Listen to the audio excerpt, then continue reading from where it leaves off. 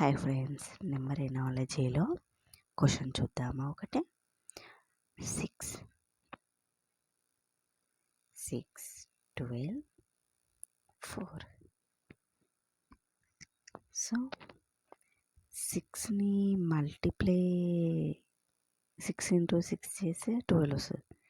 But 4 into 4 వేస్తే 8 ఇక్కడ లేదు, ఈ మనకిచ్చిన ఆప్షన్స్లో లేదు. సో ఆ లాజిక్ కాదు. మనం ఇంకొక లాజిక్ ఏమన్నా చూద్దామా? 6 ఇంటూ 6 మైనస్ ఏది చేసినా రాదు. సో ఇది ఒకటి చూద్దాం. 6 క్యూబ్ ఏంటి?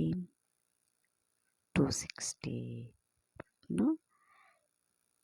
2 ఇంటూ 1, వీటిని మూడింటిని మల్టిప్లై చేసి చూద్దాం. ఓకే, 12 వస్తుంది. సో మనం అలాగే ఒకసారి 4ని చూద్దామా? అట్లా 4 క్యూబ్ 64. 6 ఇంటూ 4